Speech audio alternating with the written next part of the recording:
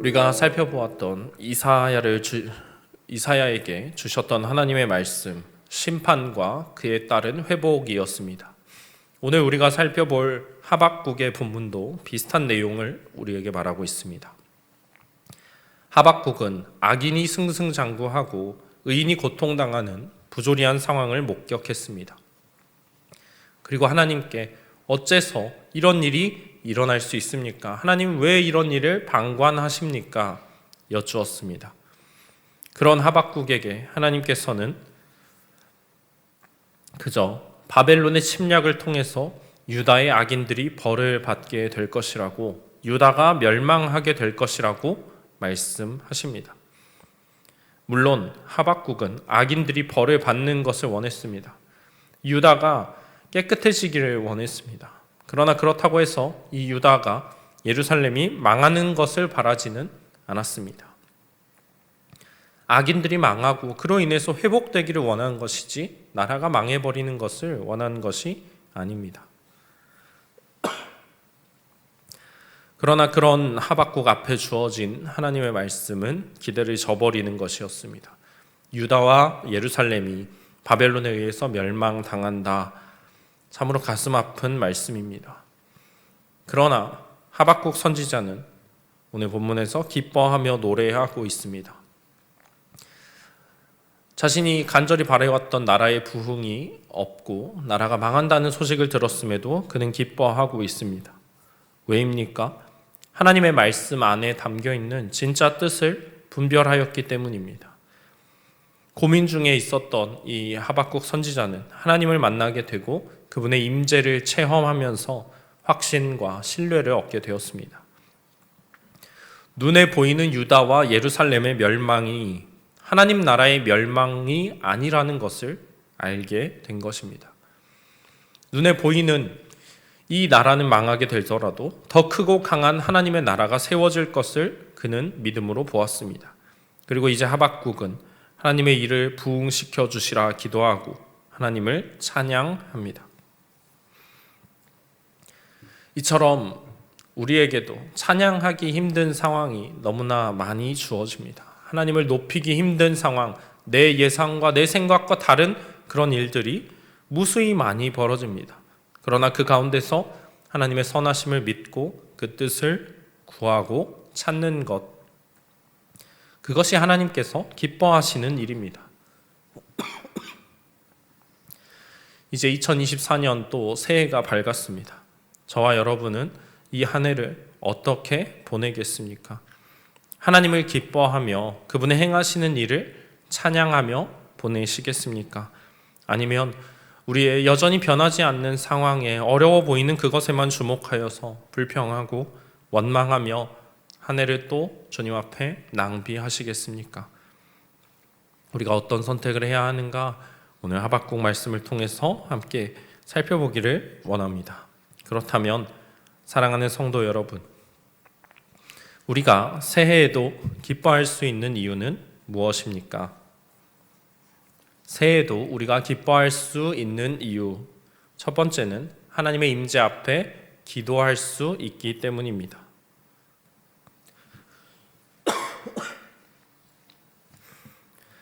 1절에 시기오노시라는 표현이 나옵니다. 이것이 무엇인지 명확하지는 않습니다. 아마도 예배 때 사용했던 악기의 이름이거나 예배용 찬양시의 리듬의 형식 중 하나를 말하는 것으로 보입니다. 어찌되었든 하박국은 지금 노래를 부르고 있는데 그의 노래하는 이유에 대해서 2절에서 말하고 있습니다. 2절 말씀입니다.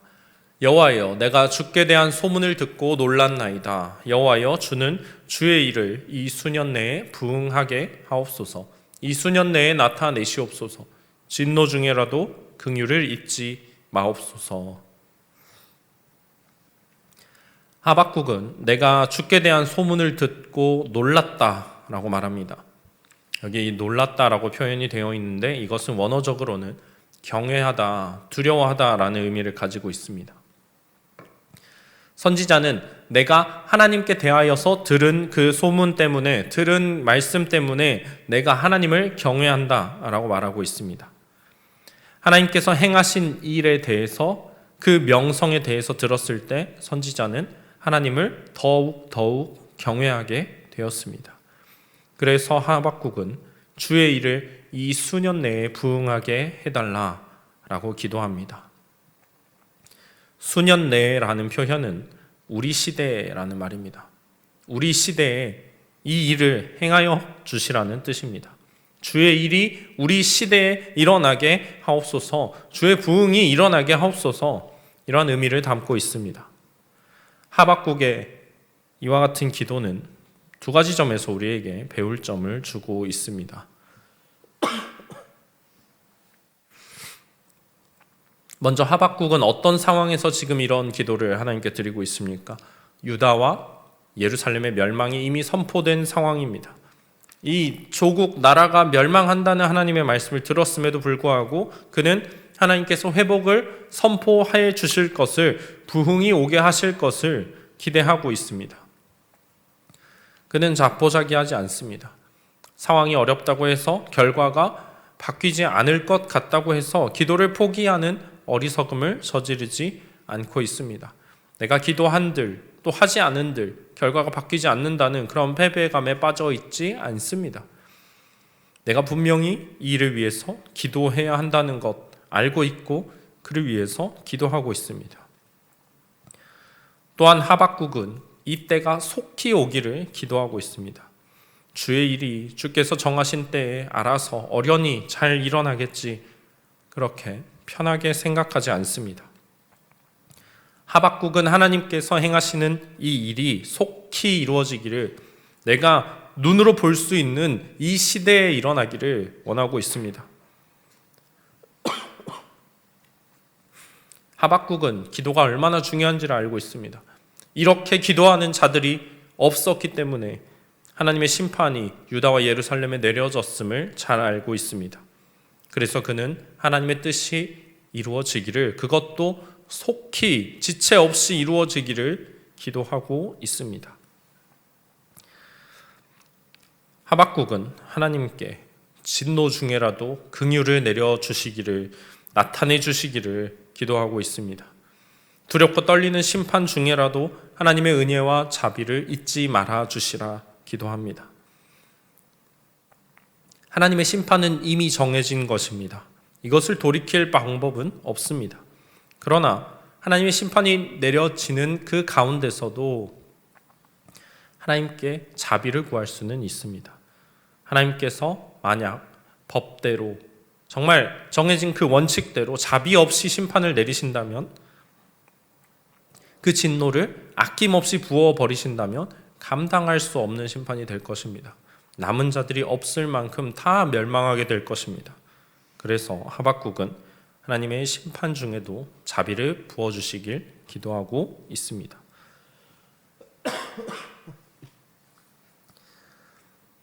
여러분, 하박국 선지자는 자신이 어떤 분에게 기도를 드리고 있는지를 잘 알고 있습니다.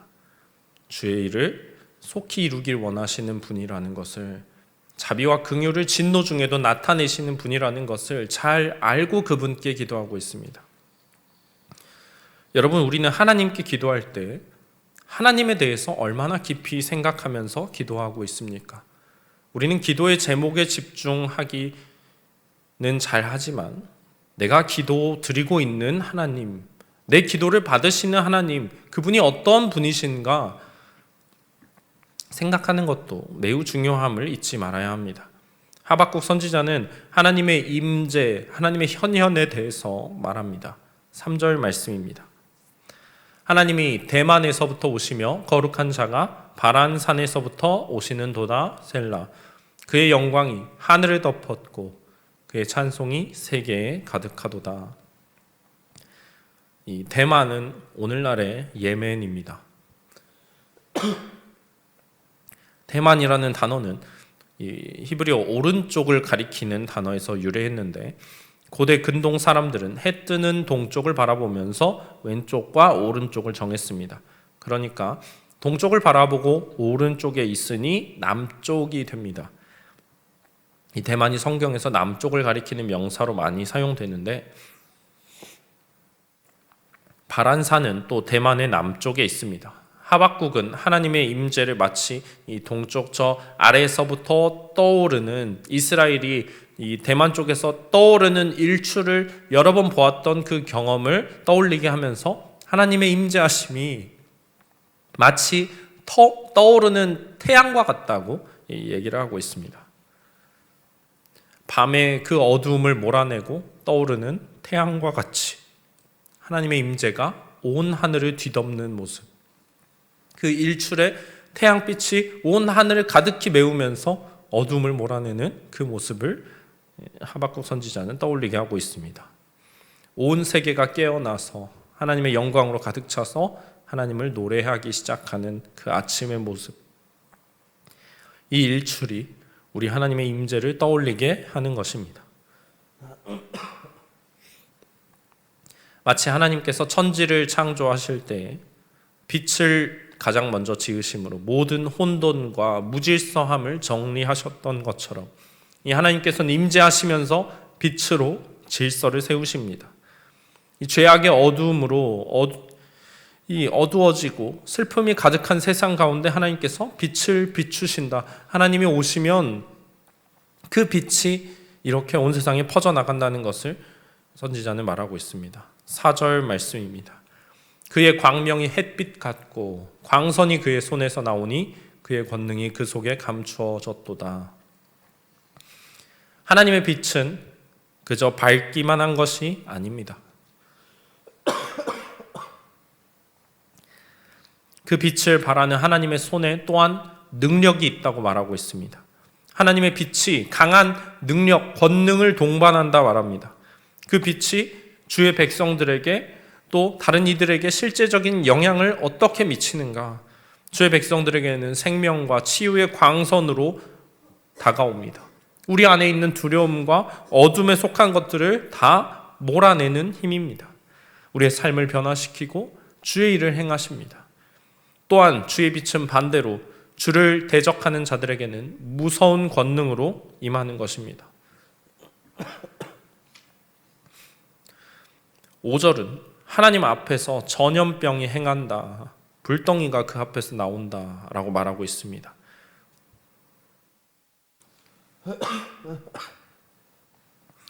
출애굽 때 전염병이 돌아서 하나님의 대적들을 멸하였습니다.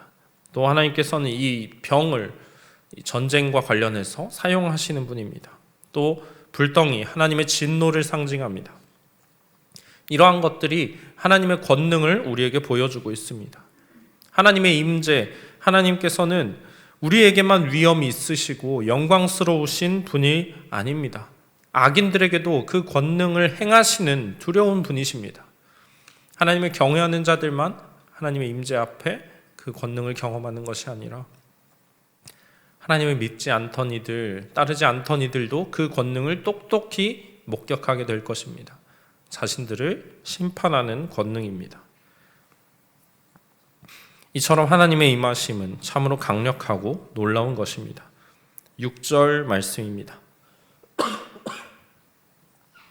그가 서신즉 땅이 진동하며 그가 보신즉 여러 나라가 전율하며 영원한 산이 무너지며 무궁한 작은 산이 엎드러 지나니 그의 행하심이 예로부터 그러하시도다. 우리 하나님께서 임하시면 땅이 진동합니다. 마치 지진이 일어나듯이 땅이 흔들립니다. 하나님께서 둘러보시니 열방이 그 앞에 하나님의 시선이 두려워서 떨게 됩니다. 강대하고 영원할 것 같은 상징인 그 산들이 그 앞에 무너지게 됩니다. 여러분, 우리는 이런 하나님 앞에 기도하고 있는 것입니다. 하나님의 임재가 얼마나 놀라운 것인지 그분께서 현현하시면 온 세상이 다 뒤집어질 만한 그런 하나님께 우리는 오늘 기도를 드리고 있습니다. 하나님은 참으로 크고 놀라우신 분입니다.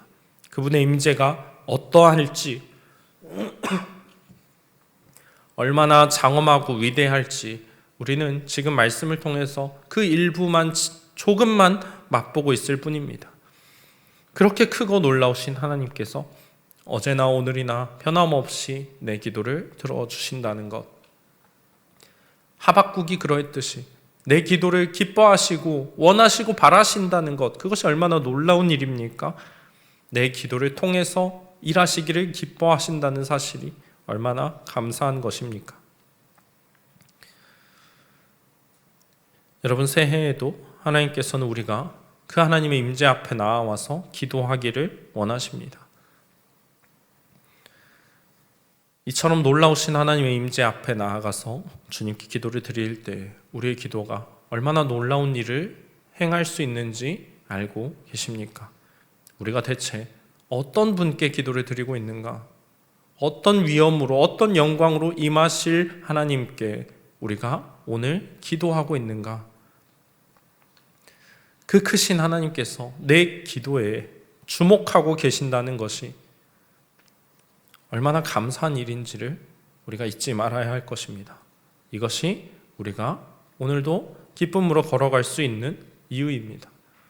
놀라우신, 참으로 광대하신 하나님께서 나의 기도를 들어주신다는 것.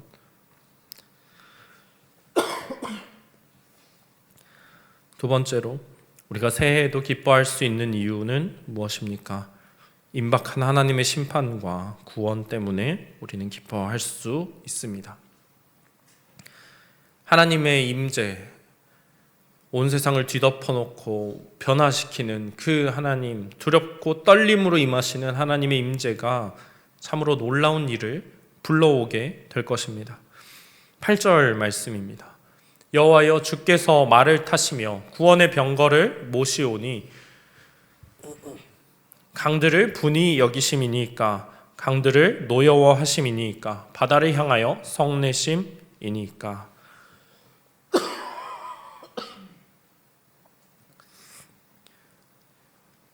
하나님께서 강과 바다를 향하여 왜 노하시는가? 성경에서 강과 바다는 하나님을 대적하는 혼돈과 무질서를 상징합니다. 강과 바다 자체가 악한 것이 아닙니다. 그것들은 하나님의 피조물에 지나지 않습니다. 하지만 이것들은 고대 근동의 사람들이 믿어오던 이 생각의 근거에서 하나님의 대적들을 묘사하는 데 사용이 되고 있습니다. 그러므로 지금 하나님께서 강들과 바다를 향해서 말을 탄 군사의 모습으로 구원의 병거를 몰고 오시는 것으로 지금 말씀이 묘사하고 있는 것은 하나님께서 주의 백성을 대적하는 원수들을 벌하러 오시는 것을 보여줍니다. 하나님께서 지금 열방의 죄를 심판하기 위해서 말을 몰고 병거를 몰고 달려오고 계신다는 것입니다. 하나님께서 대적을 향해 화살을 쏘시자 강들로 땅이 쪼개집니다. 이 강들이 대적들을 뒤덮어서 죽이는 모습을 보여줍니다. 하나님께서는 물을 다스리시는 분입니다. 정해진 경계를 넘지 못하게 하시고, 또 때로는 물을 가르시고 잔잔하게 하시고, 또 반대로 넘치게도 하시는 분입니다. 산들은 하나님을 보고 두려워 흔들리고, 바다도 소리 지르며 항복합니다. 이 땅에 있는 이 거대한 피조물들, 사람의 힘으로도 어찌할 바가 없는 이것들이 하나님께 복종합니다. 땅에 있는 피조물들만 하나님께 복종하는 것이 아닙니다. 11절 말씀입니다.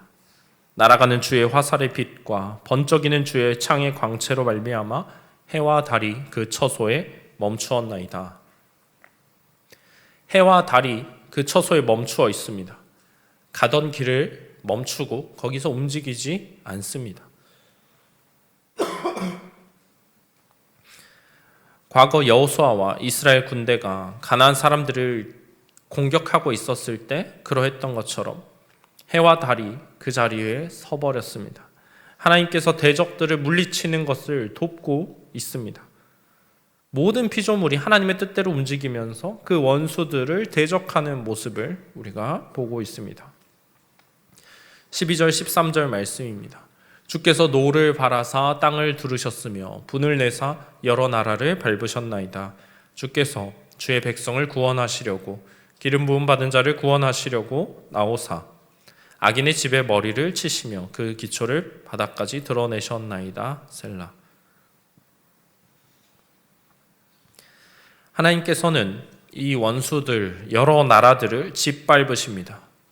여러분, 하나님께서 왜 이런 일들을 행하신다고 말합니까?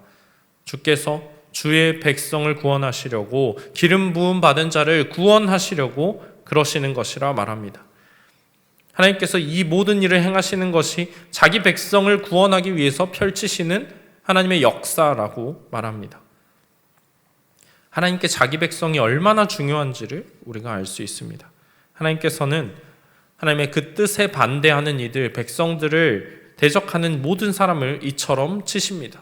조금 상하게 하는 정도가 아니라 그 기초가 바닥까지 드러날 때까지, 기초를 완전히 날려버릴 만큼 치실 것입니다. 14절 말씀입니다. 그들이 회오리바람처럼 이르러 나를 흩으려 하며 가만히 가난한 자 삼키기를 즐거워하나 오직 주께서 그들의 전사의 머리를 그들의 창으로 찌르셨나이다. 그들이 무엇을 하려고 했습니까? 하나님의 백성을 흩으려고 했습니다. 나라를 이루지 못하게 하고 모이지 못하게 하고 그 힘을 약하게 하려고 했습니다.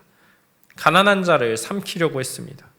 그러나 하나님께서는 그들의 전사의 머리, 지휘관을 창으로 찌르실 것입니다. 지휘관을 잃은 악한 군대는 그들이 하나님의 백성에게 하고자 했던 대로 스스로 뿔뿔이 흩어져 도망치게 될 것입니다. 우리 하나님께서 이 같은 심판을 행하시는 것은 단순히 정의를 이루시기 위함이 아닙니다. 악한 자들을 벌하는 목적에서만 이렇게 하시는 것이 아닙니다. 자기 사랑하는 백성을 구원하기 위해서 일을 행하신다.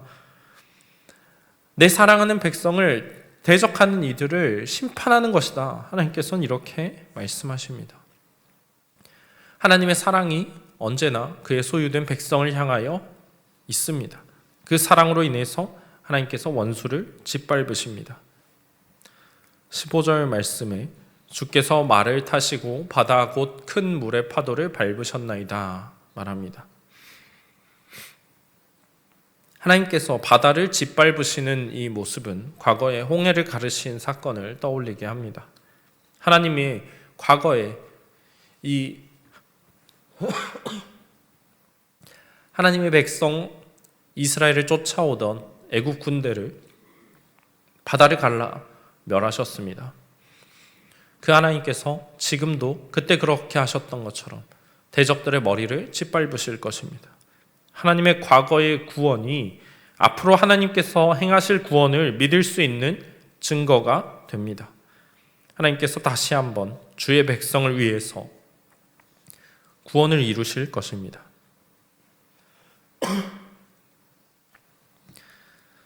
그러므로 우리는 악인들이 승승장구하는 것 같은 부조리함을 볼 때에도 그 상황을 이겨낼 수 있습니다.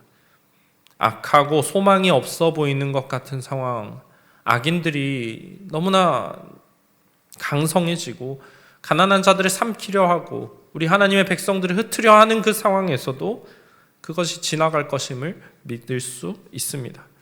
하나님께서 과거로부터 지금까지 그의 백성을 기억하시고 구원해 오셨던 것들을 우리가 알기 때문입니다. 우리 하나님께서 그의 백성들을 기억하시고 대적들에게 반드시 보응하시는 분임을, 이 백성을 구원하기 위해서 놀라운 일을 행하시는 분임을 우리가 알기 때문입니다. 이제 선지자는 이러한 일을 들은 주의 백성이 어떻게 반응해야 하는가 말하고 있습니다. 16절 말씀입니다. 내가 들었으므로 내 창자가 흔들렸고 그 목소리로 말미암아 내 입술이 떨렸도다. 무리가 우리를 치러 올라오는 환난 날을 내가 기다림으로 썩이는 것이 내 뼈에 들어왔으며 내 몸은 내 처소에서 떨리는도다.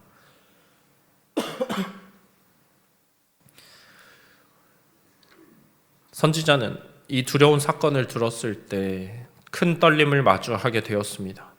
하나님께서 너무나 거룩하시기 때문에, 너무나 크신 분이기 때문에 내가 그런 하나님 앞에 선다는 것은 사실상 저 원수들, 대적들이 하나님 앞에 서는 것과 그다지 다르지 않다는 것을 알게 됩니다. 내가 거룩해서 하나님의 진노로부터 벗어나 하나님 백성의 구원에 들어간 것이 아니라 하나님께서 내게 베푸신 자비와 긍휼 때문에, 예수 그리스도의 공로 때문에 그렇게 된 것입니다. 만약 그 은혜를 받지 못했더라면 우리도 똑같이 거룩함에 압도되어서 죽음을 두려워하였을 것입니다. 선지자는 내가 두려움 속에서 환난 날을 기다린다 말합니다. 그날에 하나님께서 열방을 심판하실 것이고 주의 백성들이 간절히 고대하던 구원이 이루어지기 시작할 것이기 때문입니다. 여러분, 날이 갈수록, 해가 바뀔수록 우리는 하나님의 심판과 구원이 더 임박하였음을 기억해야 합니다. 우리 예수님 곧 오실 텐데, 그분께서 그때 심판주로 임하실 텐데, 그분의 은혜와 그분께서 행하실 심판, 그리고 이 세상을 다스리실 그 통치와 왕권을 우리는 더 묵상하여야 합니다. 하나님께서 자기 백성을 절대 내버려 두지 않으시고 고아와 같이 버려두지 않으시는 분임을 기억해야 합니다. 세상과 열방은 우리를 비웃습니다. 주님의 오심을 그들은 믿지 않습니다. 하지만 우리에게는 흔들리지 않는 믿음이 있습니다.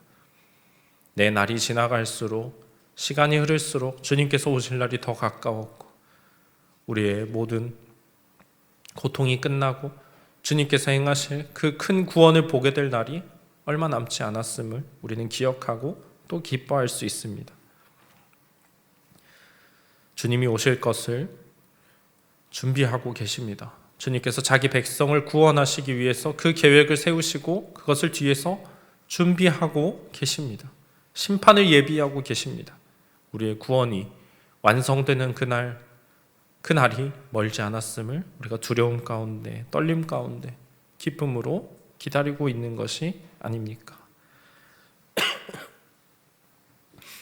마지막으로 새해에도 우리가 기뻐할 수 있는 이유는 무엇입니까?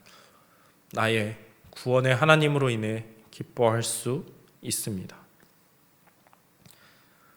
본문 17절 말씀입니다. 비록 무화과 나무가 무성하지 못하며 포도나무에 열매가 없으며 감람나무에 소출이 없으며 밭에 먹을 것이 없으며 우리의 양이 없으며 외양간에 소가 없을지라도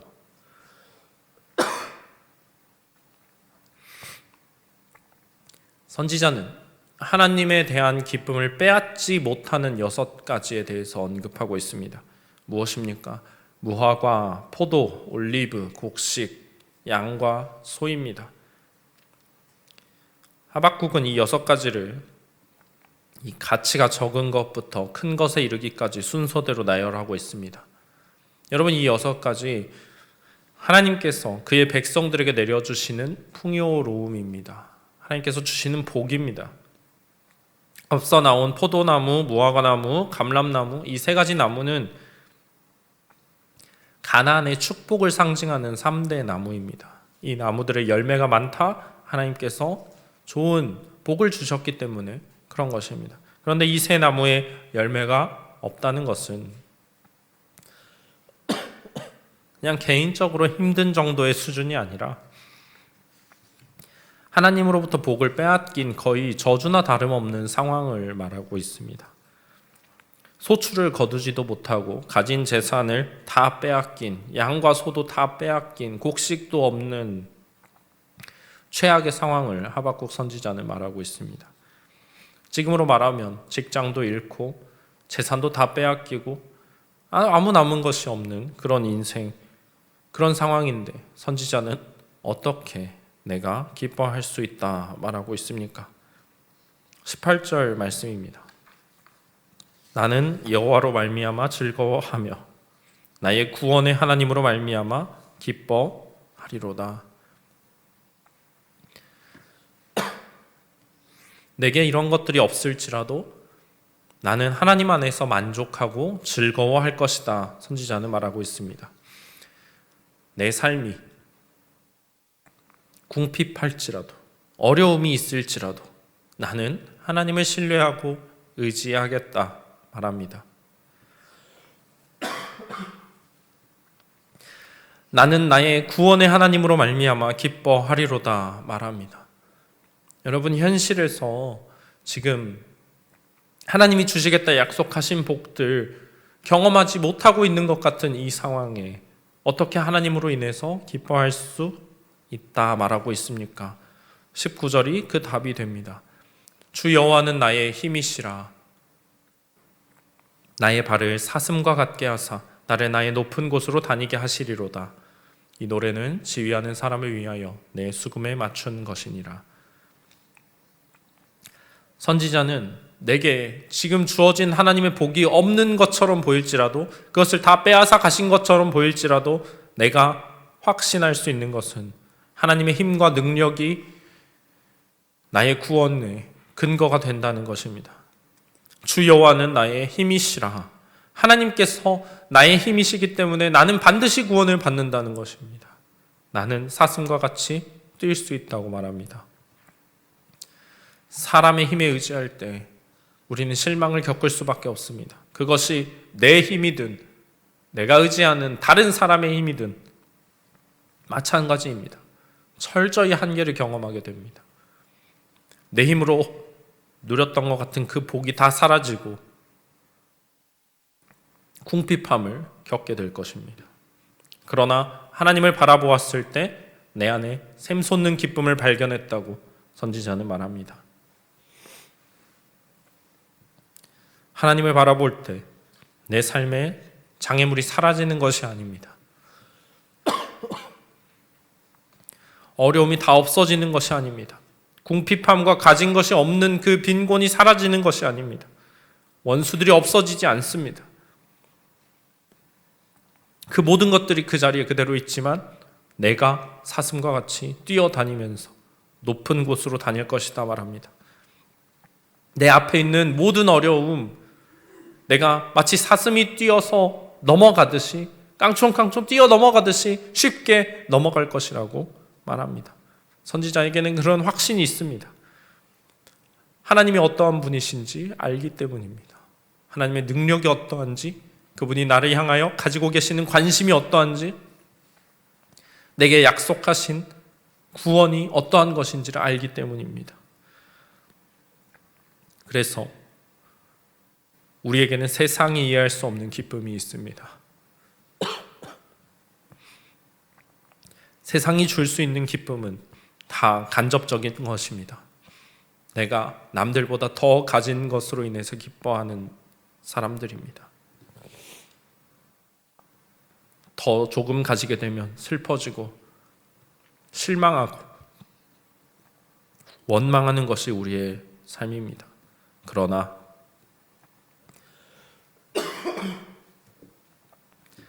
하나님께서는 우리에게 직접적인 기쁨을 주실 것입니다. 내 마음을 기쁨으로 채워주십니다. 기쁨의 근원이 내 안에 있게 하실 것입니다. 다른 어떤 것으로 인해서 기쁨이 아니라 하나님, 그분 한 분으로 인해서 내가 기뻐지는 것. 유다 백성들은 하나님과의 언약을 어김으로써 가나안 땅의 복을 잃어버렸습니다. 무화과 나무에, 감람나무에, 포도나무에 소출이 없어집니다. 그러나 아이러니하게도 그들은 가나안 땅을 빼앗기게 됨으로써 오히려 다시 하나님을 바라보게 됩니다. 그로 인해서 가나안 땅보다 더 크신 하나님을 찾게 되었습니다.